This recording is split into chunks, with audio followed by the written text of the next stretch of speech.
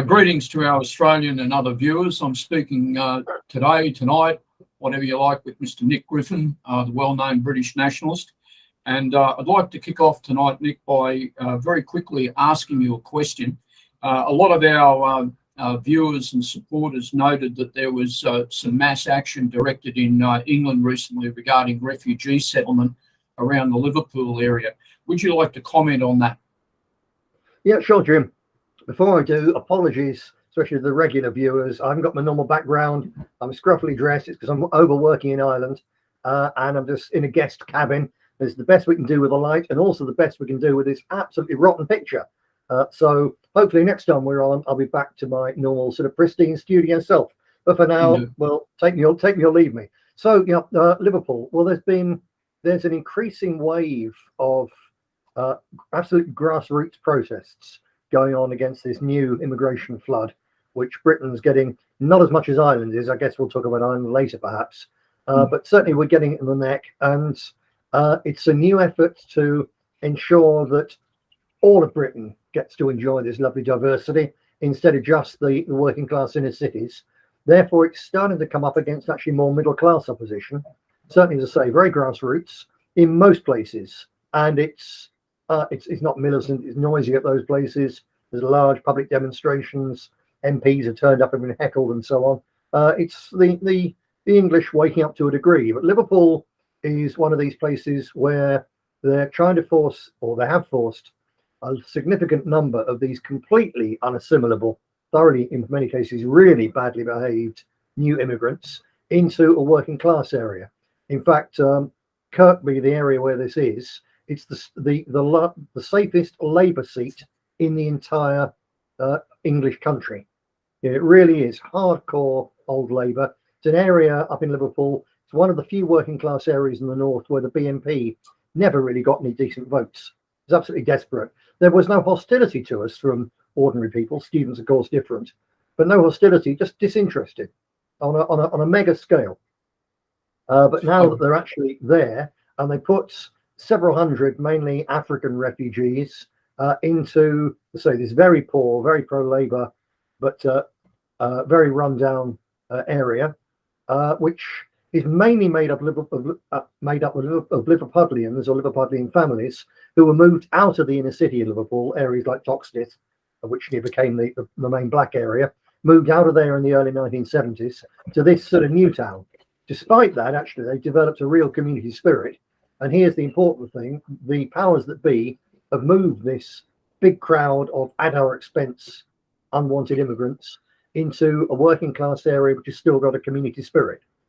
So there was a huge demonstration turned up against this. The police turned up in full riot gear and so on to deal with this. It was a very angry demo. This was after the footage went out on social media of a 15-year-old girl being propositioned by this was some kind of Arab man in his mid-20s, he said. And this got the locals out. Our girls are at risk. And it was obviously not the first time this has happened. It's the first time it had been videoed. This huge crowd came out, the police turned up, and then, probably looking at it in Australia on the mainstream news, this will have appeared to be a really militant demonstration by local people, because there's a police van on fire.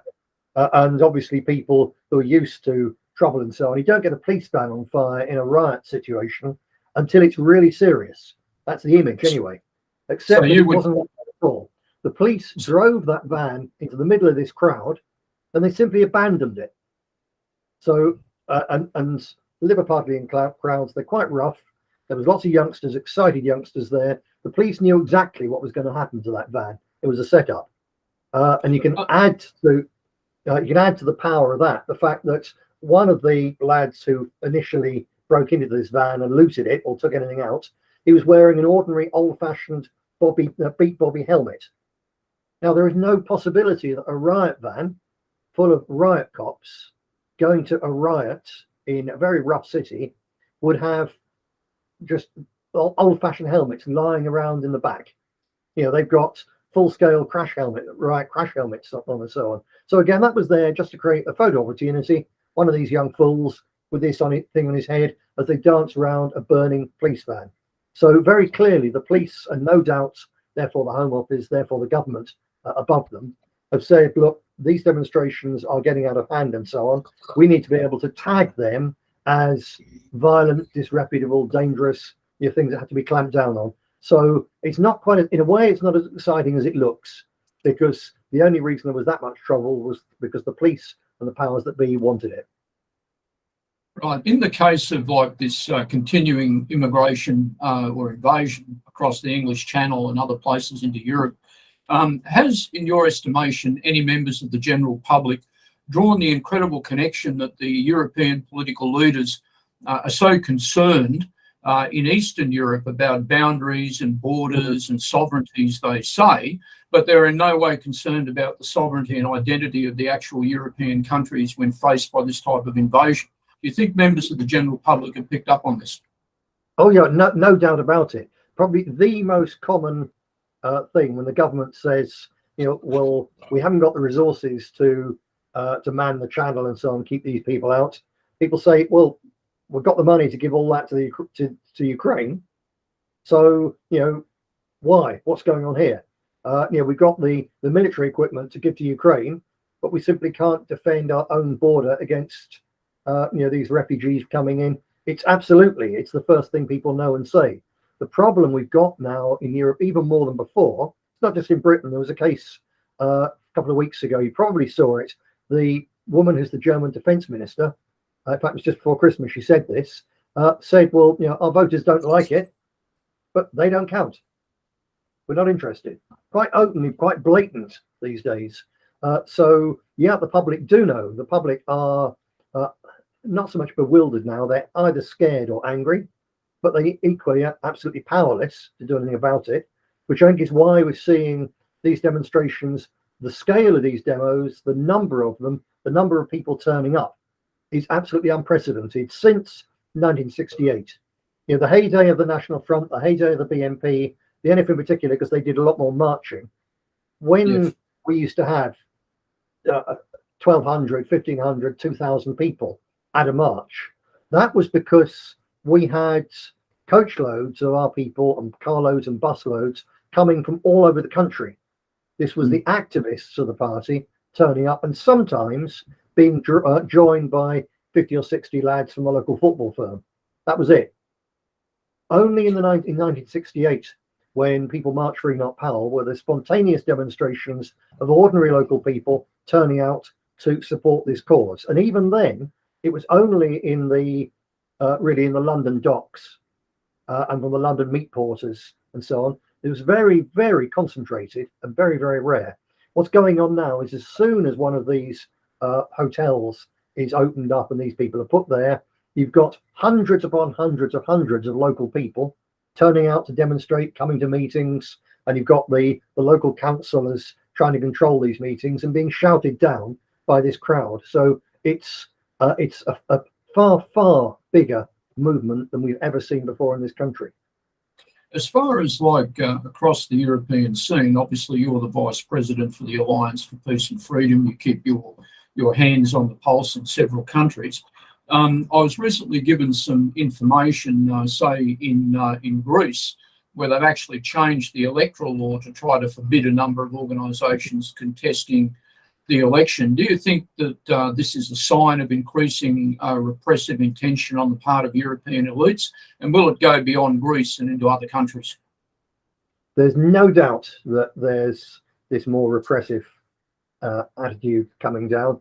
In Greece, incidentally, obviously, they broke or thought they'd broken Golden Dawn. They probably did break it electorally, organisationally as well, but effectively it's back now. And it's not got to the scale in the opinion polls yet, I think, because people are assuming we're not going to be allowed to vote for it. But they and other nationalist groups, it's split to a degree. So various of them I know are feeling more confident. They're getting much more support. They're getting into things like local food banks and so on. So nationalism is stirring there, having had a thorough kicking from the state over the last few years. But all over, there are signs that the liberal elite, they know that their this rapid increase in the program. We can't see why they're doing it, but they've really turned the taps open on this. It's far, far worse than it's been, and they know that that is creating a big public response. So I think their way of dealing with it is twofold. One, there's more repression, and so we're seeing far more people arrested. In particular, if you more than sneeze in the wrong direction on social media, the police are kicking your door down in England, in Germany, wherever. So this is getting much more heated. And then the other thing they're doing, of course, is also stepping up the efforts, because these are genuine, non-political in terms of party political, grassroots things, protests going on. They're stepping up the efforts to use the neo-Nazi crazes as, if one or two of them turn up, then all of a sudden these are the people running it, or at the least they're exploiting it. It's very dangerous. If people keep on turning out, then the fascists are going to rise, etc., etc. So a combination of repression and smear by association that really is being stepped up. Would that be similar to the Roberto Fiore case in Italy, which I think is still going, isn't it? Yeah, Roberto, he was under house arrest for 9 months, I think. Basically, he's in prison for months. Then he was under house arrest. He's still now, he's not under arrest, but he's under a curfew. So he has to be back home, and it's by 9 o'clock. So he's actually able to operate. Fortunately for him, it's not Australia. So he's able to get to most parts of Italy by car, train, or occasionally plane in that time to get home in time. So he's free, but he's still facing the trial. He's very confident.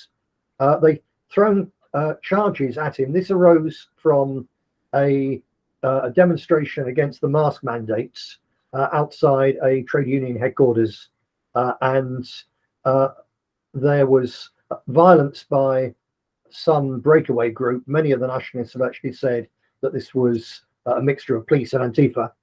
So there was violence by this group.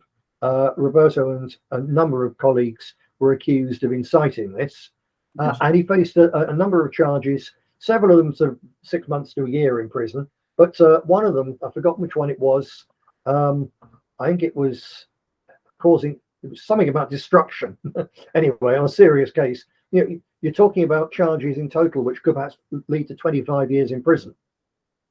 The man's the same age as me, he's 63, going on 64. So potentially it's a life sentence. Now, he's very confident, in fact, they're going to win that case, and that this is all blowing up in the establishment's face.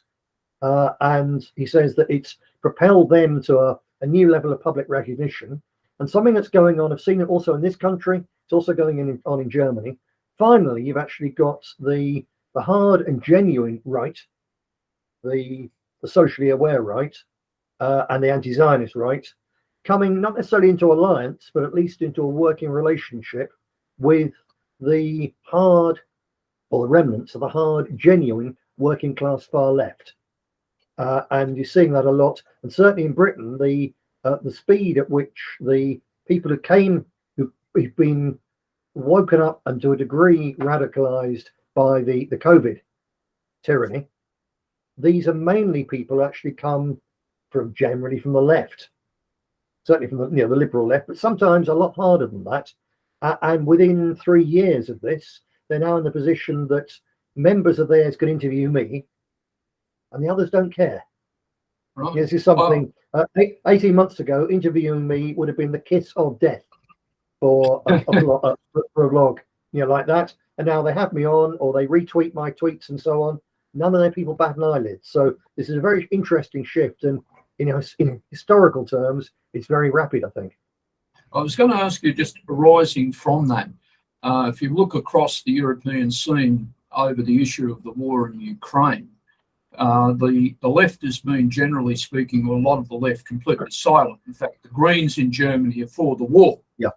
When you talk about the far left in Germany, and I know a little of the history of this as you do too, there's often been a strange interlinkage that's operated, as you say, between groups called the genuine far right and the genuine far left. Mm-hmm. Do you think it might crystallise around the issues that actually lie behind the war with Ukraine, or is that being a little bit over-optimistic?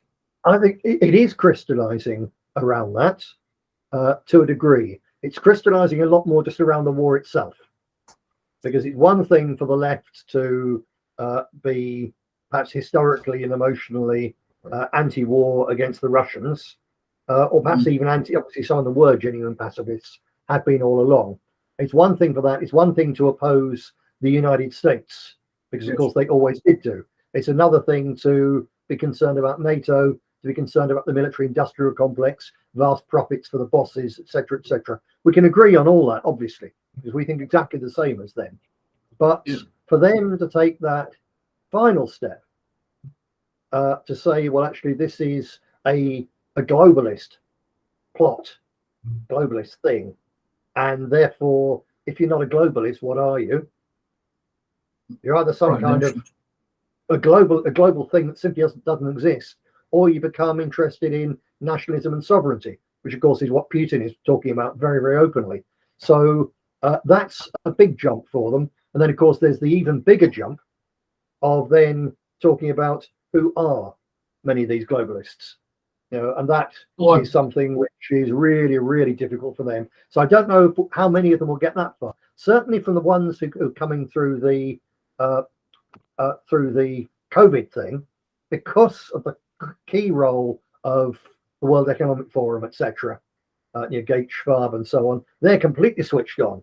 And then they've gone and they've dug further, and you don't have to dig very far to find out that the Schwab type agenda goes back to the 1970s, the Club of Rome, etc., and you're talking Rockefellers, Rothschilds. So they get it.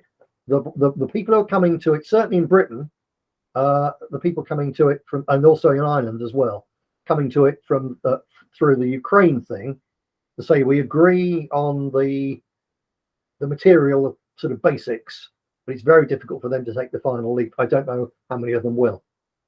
Like the media here in Australia wrote up a lot of stuff about the new Italian Prime Minister, who obviously is in favour of NATO and so on, and the war in Ukraine. Do you think that it therefore means there's a developing fault line, if you like, between what you said before, for want of a phrase, a genuine nationally minded right, and then this other type of right? Do you think the fault lines are becoming very clear now, so people are in a position to make some sort of choice what they want to do? Or is that also too much? No, I think the only clear fault line at present is between the people who've been woken up and radicalized over the last few years, and it's now a very significant minority, and the powers that be. There's a really clear fault line there. And if it sort of just bumbles along, then I don't really see any reason, unfortunately, why the genuine right and the genuine left will find any reason to come together in common cause. There'll be less hostility than there was, but that's as far as it will go. If, on the other hand, the clash or the fault line between the awakened people, I'm not talking about all the people, I'm not naive, but between the awakened section of the people and the state and elite, if that fault line becomes an earthquake in some way or another, then I think you'll find, as is happening in Italy, the real left and the real right simply going along with it, being part of it, seeking to lead it, and cooperating. So it really is something that's quite really interesting. The best example of it, the most advanced so far, actually, is in Ireland, I think. Obviously, I benefit from the fact that they all speak English, so I can understand exactly what's being said.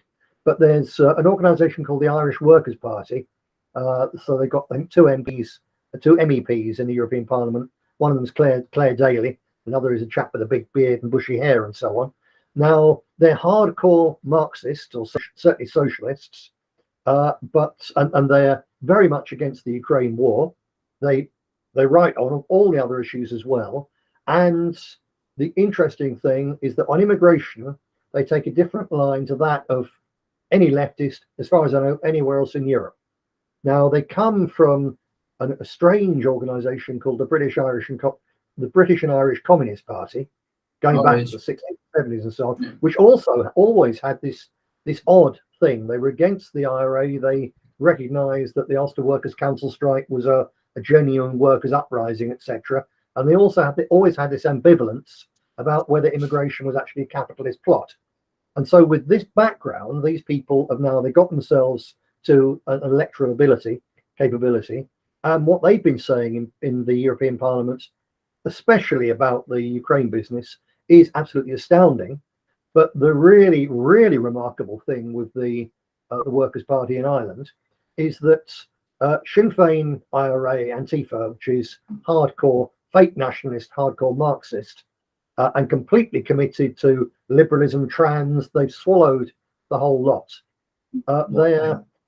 They've actually, the strength of feeling in the old Republican movement in favour of Russia is so strong that they're a bit ambivalent on the Ukraine, or they've even said we shouldn't be doing this, but they haven't shouted about it because they don't want to get into too much trouble. But the Workers' Party, on the other hand,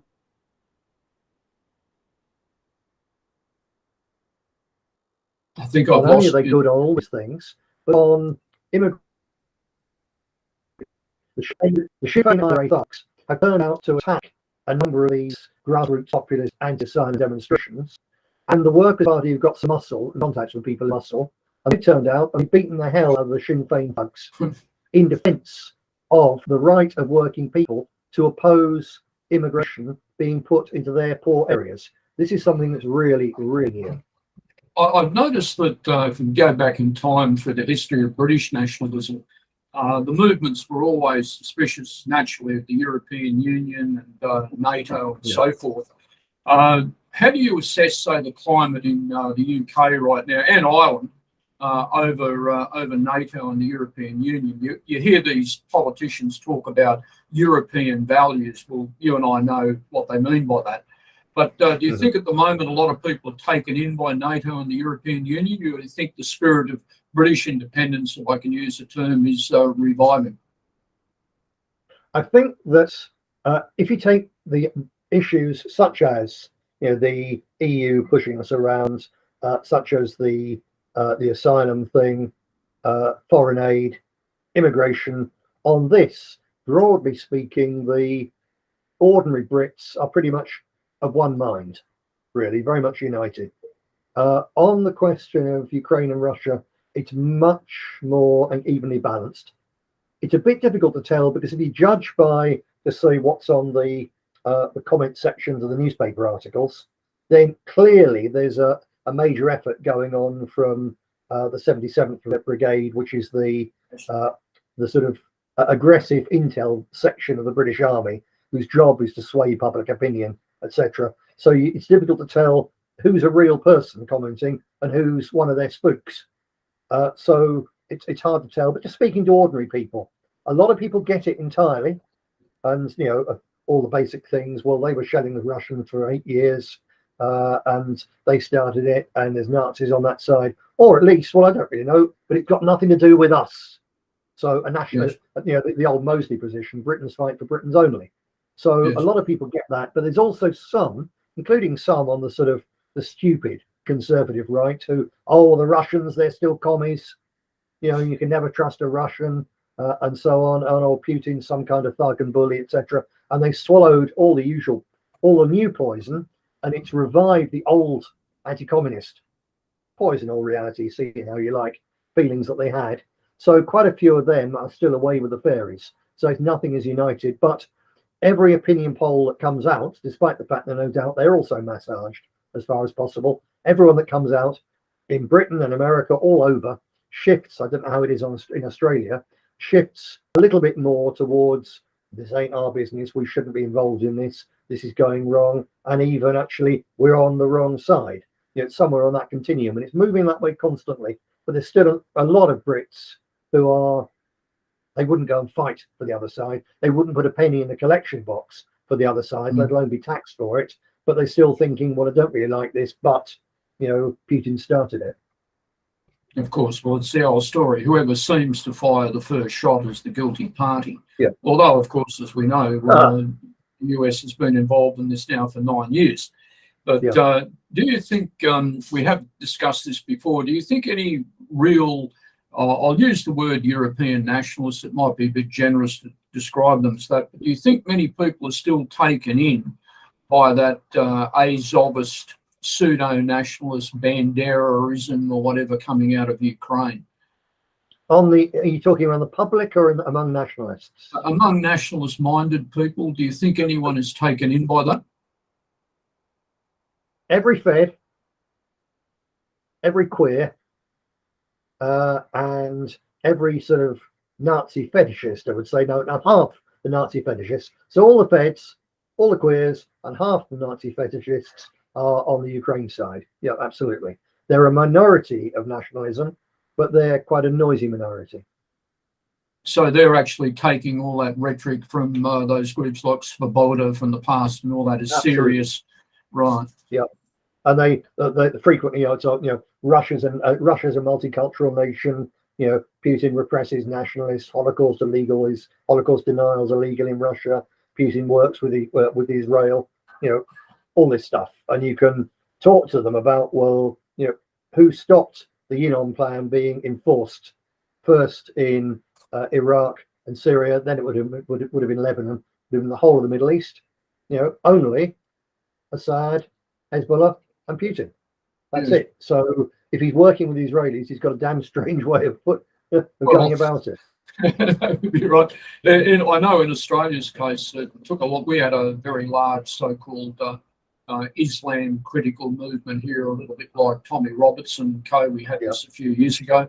A lot of people fell down on the issue of Syria. They couldn't understand it. And Putin's intervention in Syria, it was clear that he had stopped the Islamic terrorists by siding with the Assad government. But a lot of that's now gone out of the equation, and they're coming down to the issue of the invasion in Ukraine. One thing that's very interesting here, I don't know if it's the case in the UK, but we have members of immigrant communities, but the leadership of these communities is being captured by the old-style anti-communists, updated. And in a way, you can understand some of their issues. They're quite reasonable on a couple of points, but they're actually being used by the establishment to stoke the war dialogue. I take it would be the same in the European countries? Well, certainly in Britain, I've seen no sign of any of the sort of the immigrant groups, communities, their leadership having any interest in what's going on in Ukraine whatsoever. I've seen no comments from them on either side. The interesting thing is going on. It's come to a head most in Scotland, where the Scottish National Party, again a fake left liberal, fake nationalist party, the Scottish National Party government, led until very recently by Nicola Sturgeon, heading, in fact, a thinly concealed coven of lesbian witches who were running the show. Their efforts to promote not just LGBT, but particularly the trans agenda, has reached such an absurd level that many Scots are really horrified by it. But the only ones who've actually come out in a block to say, no, this is going too far, was the Muslim Council of Britain, the Scottish section, and also the Indian Council.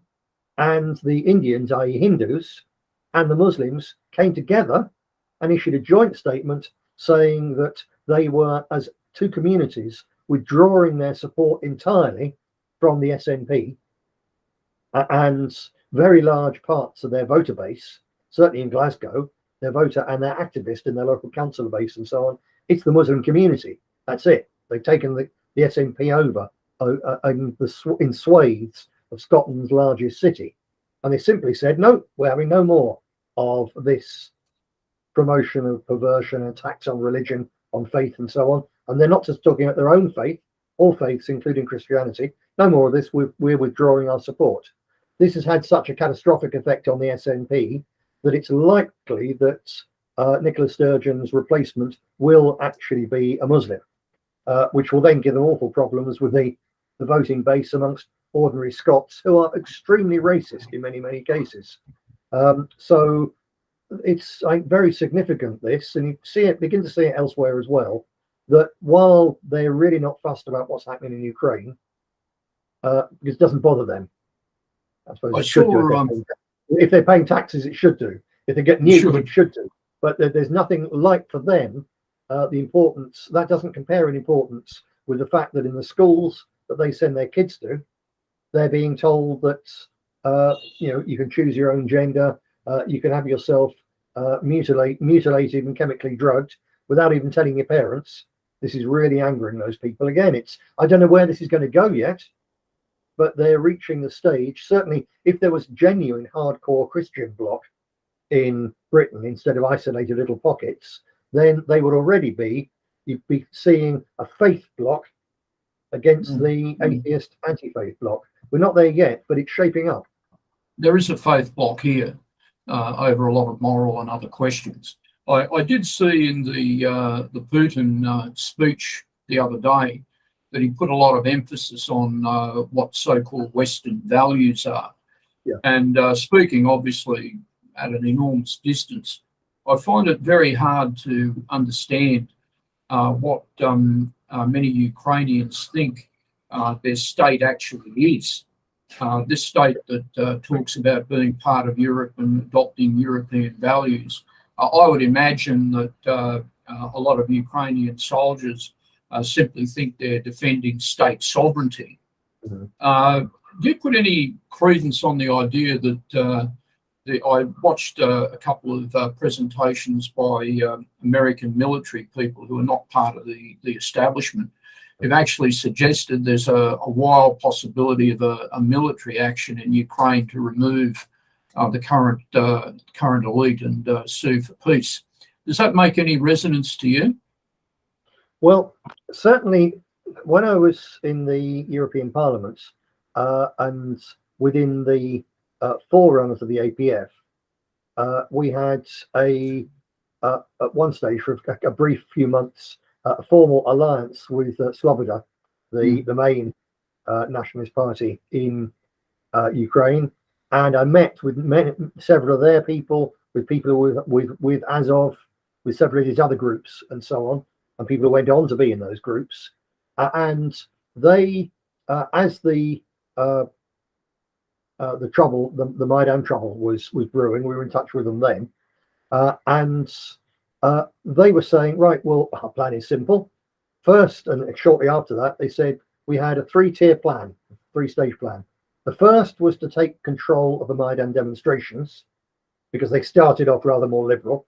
So they boosted their numbers, they got rid of the liberals, they were running the show there. The second was to get rid of the government, which of course they did. And then the third one will get rid of the liberals and the Jews. That was their plan. Now, shortly after that, we expelled them because they were so. I've never met people more extreme, more unreasonable, and full of hate anywhere in the world. They were impossible to work with. You know, we had obviously in an alliance of European nationalists, you have Hungarians and Romanians, and their response to being in alliance with Hungarians and Romanians was to go to the parts of Ukraine which are presently occupying areas where there's still still Hungarian and Romanian speakers, and destroy their monuments. You know, they were saying, no, these are scum. We're going to get rid of them. We're going to cleanse Ukraine. Don't worry, you know, we'll be great with you, with the Brits and the Germans and so on, because we're going to take control of Ukraine. We're going to expel all the impure elements. We're going to expel the Jews and the Russians and the Ukrainians and the Romanians. And then we're going to make this a white superstate. And from there, we're going to liberate the entire white world. These people are stark, staring bonkers.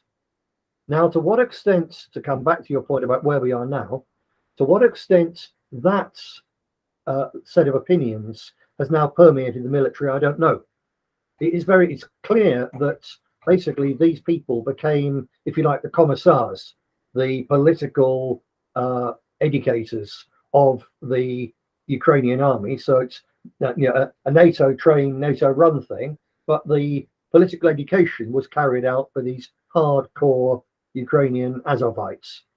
So I guess if that's filtered in, and if sufficient of them have been kept back as the shock battalions and not been killed on the front where the conscripts are getting killed, then it's entirely possible, I think, that, yeah, it's not just, we would think, from sort of thinking of history, that when an army is being battered, being badly led, is being slaughtered and is losing, that the soldiers will rise up and get rid of the people running the show because they want immediate peace.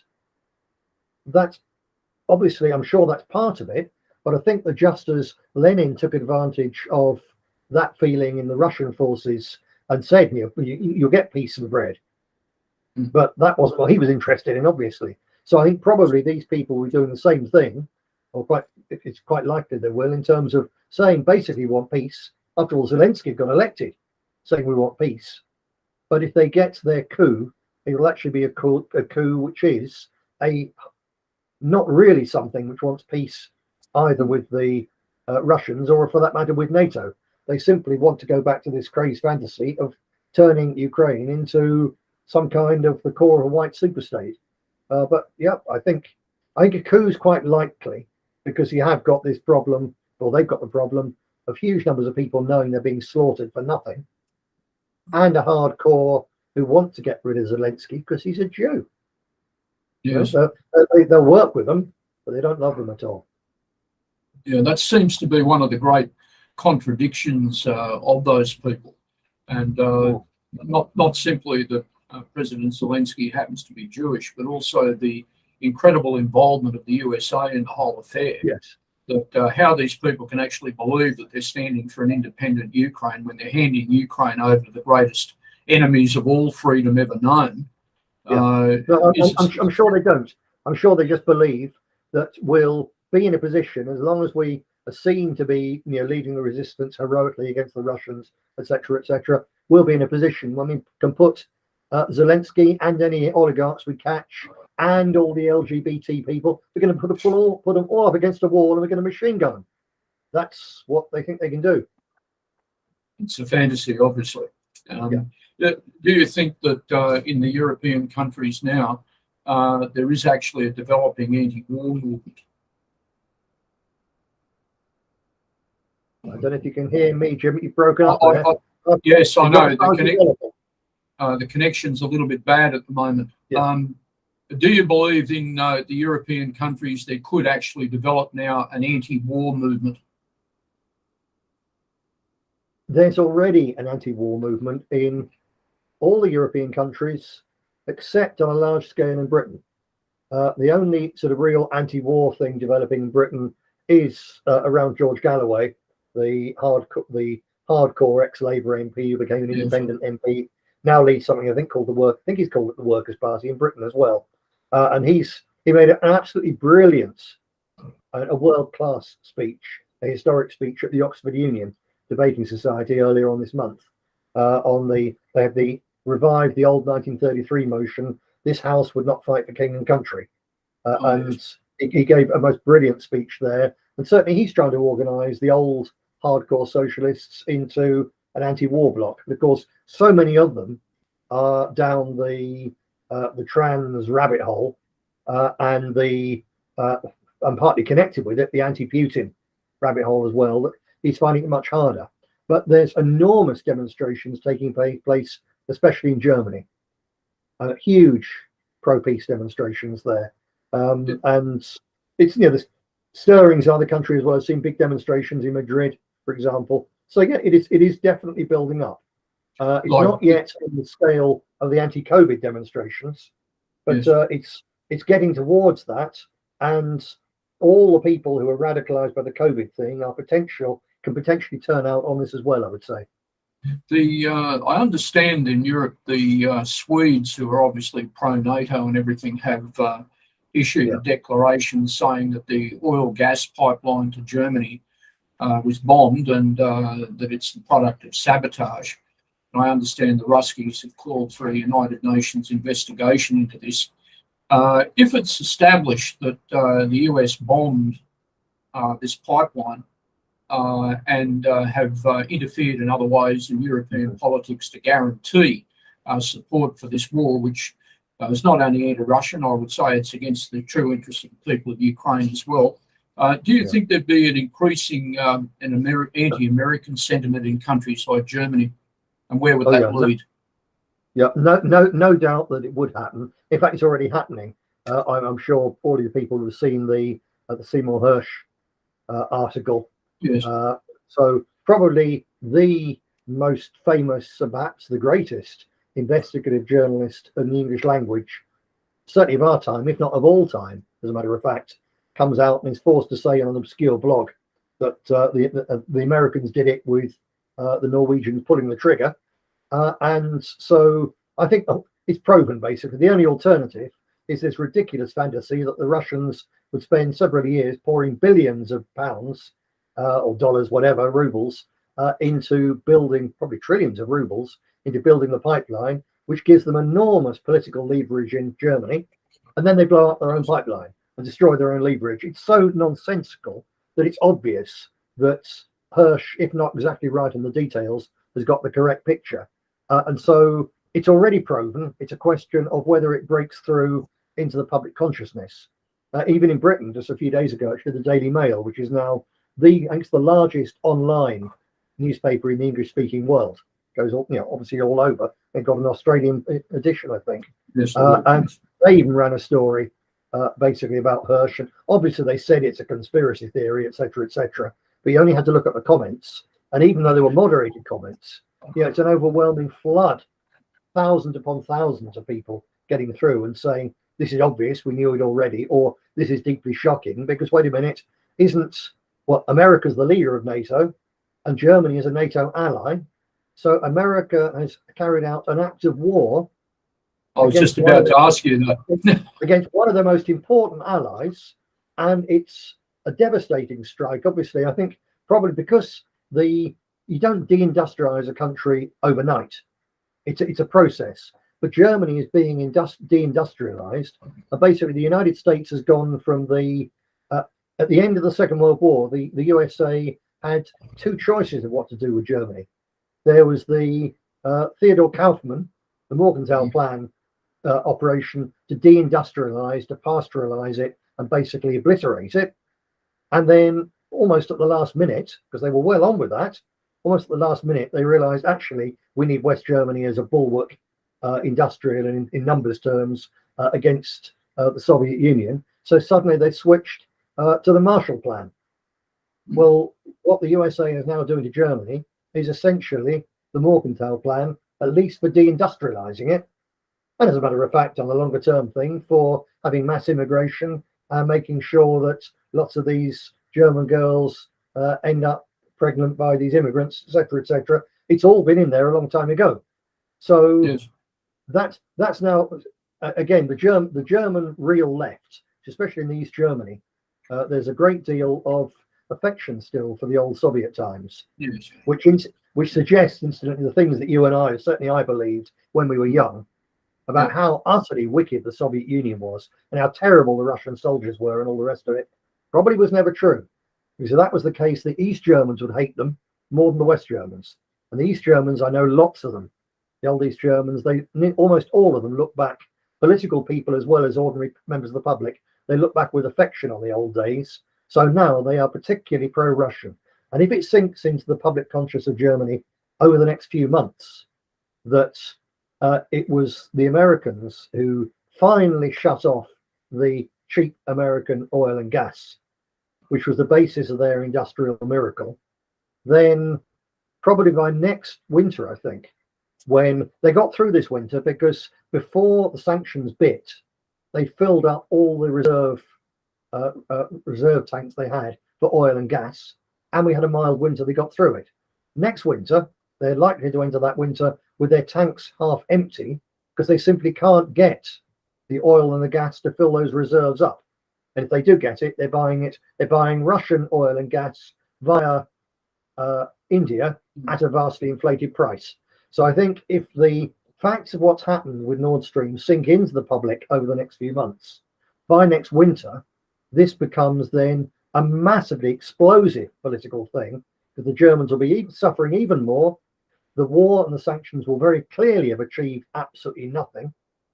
And they will know that at the core of the intense pain they're going to be suffering by then, economic and social pain, is the fact that the Americans inflicted it. So it's on a slow burn, this, but it could really go bad. It sort of validates the slogan from our good friend Mr. Trotsky, who said that war is the locomotive of history. And I would suggest, I suppose, that it is. In your capacity with the Alliance for Peace and Freedom, which obviously brings together many European nationalists in common dialogue. Do the parties see an increasing opportunity, or do they still think Europe is a little bit quiescent? Do they think the opportunity is growing? What do they think? Oh, the opportunity. Yeah, no, the opportunity is not as enormous. I'm restricted and handicapped in my role as vice president at present. I'm not sure if you know, we might have discussed it before, but in brief, I was banned from Hungary some years ago, 4 years ago. Yes. Therefore, I'm now banned from the whole of the Schengen area and the countries which use the Schengen Information Service as their security list, with the result that I'm banned from everywhere in Europe. I simply can't go there. I can't even go to the United States because they use the same list. So I'm effectively under house arrest on this quite large island. So people have suffered worse fates, but when you're the vice president of an international nationalist organization and you can't go past Dover, it's rather difficult. But I had a good Spanish comrade came over and stayed for a few days a couple of weeks ago, and he was saying again that they, the Democracia Nacional, a very small party, they make no bones about it. They're ideologically perfect. Their graphics are rather good, but they have zero support.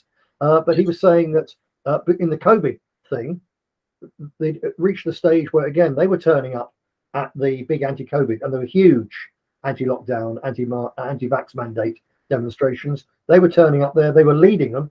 They're handing out their placards by the hundred just to the public, and the public, right, centre, left, didn't care. They were taking them. And they've now got something of a working relationship with some of the old hardcore leftists. Yes. So they're very confident about their future, but they're equally expecting more than 50% to be banned in a few months' time. So you've got this thing. Everyone is confident about the way in which the things that we were saying 15 years ago, not just on immigration, but on all the big picture of things. The things where on immigration, basically, we were saying what the public thought. Why, until they created things like UKIP as safety valves, it's why we were doing so well. But when we talked about the other nationalist issues, such as keeping industry at home and not letting it go overseas, or being not in NATO and things like that, the public was cold about it. And the way in which the elites have various interlocking plots to get more and more power, more and more money, and screw the rest of us down to the floor. The public get all of this now. So we're all of us as nationalists absolutely confident that our message now resonates far better with the public than ever has. And it's building up all the time. It's only just starting. We get into a stage which normally would be a pre-revolutionary situation. And we have two problems with this, really. One is that the state has learned how to deal with us with a mixture of safety valves, infiltration, and repression. And they've learned how to deal with us very, very well. So, that's a major problem. The other, in terms of a revolution, is that revolutions are made by young people and young populations, and the demographics of the whole of Western Europe are now so ghastly. I'm talking about our numbers, not them. Yes. That we haven't got that many young people, and for all its ridiculousness, failings, and wickedness, the 68 or the 1960s, rebellion. It was because there was this huge block of young baby boomers who were muscling their way into society, in cultural and political terms, and really nothing could stand against them. Whereas, well, if you look at the street scene, if you look at the street scene from any European city in the 1960s, it's all young people and a few old codgers. You look at it now, and it's all old codgers and a few young people. Yes, it's very difficult to see how you can have a revolution in that sense. You can have the public completely turning on the politicians, so they have no legitimacy. So everybody knows it. So they have to hold us down by force. But can you overthrow them in any way? I don't know. There's that point, coming back to where you were before, the importance of bridging the so-called right-left divide on various important questions. Mm-hmm. Yeah, that's the crux of it. But even if you did that, certainly it's vital to have it, because if there's a big left and a big right, and there's this huge divide, between them, then any time that one or other of them or both become too troublesome for the state just withdraws the police a little bit, winds them up against each other, and leaves them to fight it out. And then the public are disgusted by this upsurge in violence and decide, well, we don't really like the liberal elite, but at least they kept order on the streets, and so on. So it's a sine qua non of a revolutionary situation that the left and the right don't fight to this extent. And obviously Antifa will, because they're simply paid, I was going to say that. paid idiot boot boys of the elite. We know that. But again, in Ireland, they've tried turning up. They've had a terrible hiding several times. And as the public are more and more awakened, then they simply do not have the numbers. And they appear to be literally committing political suicide by throwing themselves, I think it's right the way across the world, these people are throwing themselves in on the trans side. The ordinary public, just look at this. That's the final kiss of death for any credibility that they have. So they're nasty little buggers, but there's not many of them, and they cannot possibly grow. Whereas an old-fashioned leftist party could grow, obviously in time of austerity and so on. But they can't. So I think that that's all great, and it's coming the right way. But again, I come back to, in demographic terms, I can't see how this population can have a revolution unless you reach the stage. Coming back, we were talking earlier about the block of tradition. Unless significant numbers, well, let's be blunt about it, really, the only bloc which is organized enough is the Muslim bloc. So if the Muslims threw their weight onto this side as well, then the state couldn't stand against this thing.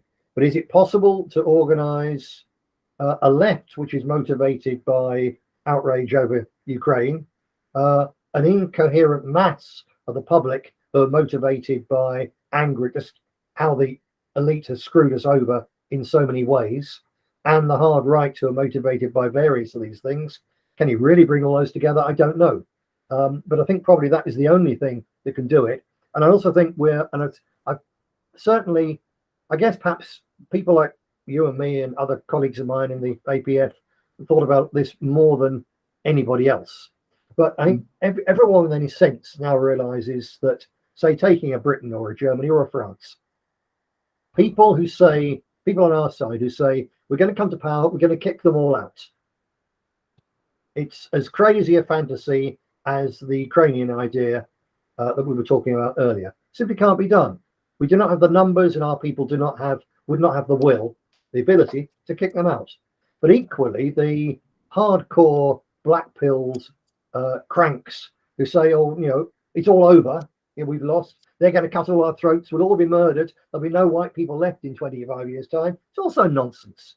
They can't possibly kick us out or wipe us out. Looking at what happened, say, in India in 1948 or in Bangladesh sometime after, in the early 1970s, if you look at it on its bleakest sense, you could have an Islamist uprising, which before it was quelled, would murder 3 or 4 million Brits. It would be a catastrophe on a mega scale. But once they've murdered 3 or 4 million Brits, that still leaves 45 million survivors who are going to turn and murder them. And at the end of it, after 30 years of murdering, in the religious wars in late medieval Europe, I think the 30 years comes about actually because this is the stage when the young men who were doing this happening when they were young have now got sons who are now doing the same thing, and they've also got grandsons, and they can see this going on. Everyone's exhausted after 30 years, and they reach some sort of uneasy peace.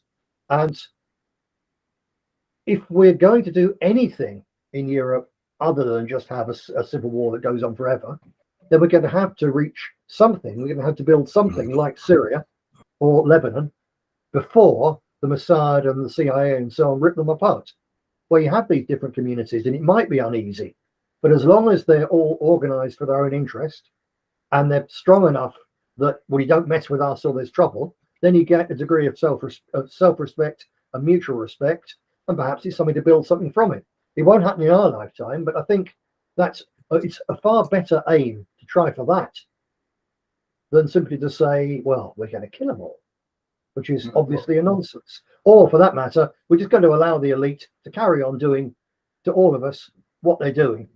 And we're dealing, as I'm sure you know now, with an elite which is so crazed, so arrogant, that they're quite openly talking about the mass reduction of our population. They're quite openly talking about this transhumanist, this making a new man, and they're quite openly saying we don't have any place for millions of workers anymore. There's nothing for them to do. We've got to cover the population, the carbon footprint, etc., etc. So, faced with an elite like that, perhaps we can build a coalition of a broadness which would have been unimaginable I just lost a few you there. years ago. No. Right, I'm not sure where you lost me. Oh, it was just a second or two. I'm sure our viewers will forgive us. But as we come out of time, just coming back to yourself and what you're actually doing in Ireland, if you could say a few words about what you're actually doing in Ireland at the moment. Yeah, I'm over here at present. I'm working at the headquarters of the Priory of the Knights Templar International, which we're building. It's quite astounding. It really is. We've turned what was a large house with some outbuildings into an organisational hub, an office hub, a training place. There's a small church there as well, and we're now working on the move towards the final stage, which is to convert the main house so that we can accommodate 15, 20 people who are there for a training weekend, or at a push, if there's serious trouble of some sort, 3 or 4 families.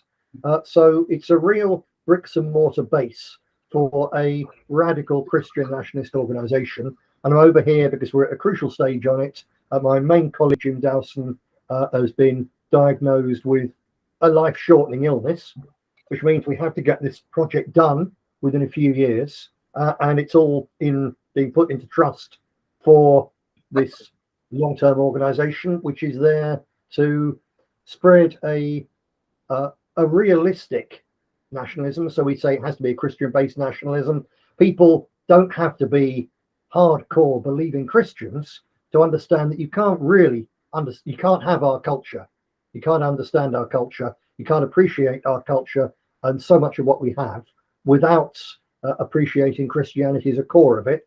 And can you fight transhumanist atheism with anything other than a religious faith? Because it's a religious faith. So when fascism rose to fight communism, it was a political ideology to fight a political ideology. When your opponents are a crazed fanatical Islamism, and which of course many Muslims genuinely do not like. So, but when your opponents are crazed Muslim Islamist fanatics and crazed transhumanist stroke LGBTQ plus Satanist fanatics, you're facing a religion in both cases. And we don't believe that you can stand up to that with anything less than religious fervour. So not everyone on the nationalist scene yet agrees with us, but we'll see in 10 years' time who is right and who's wrong. Well, mate, I'd like to thank you very much for being here with us today.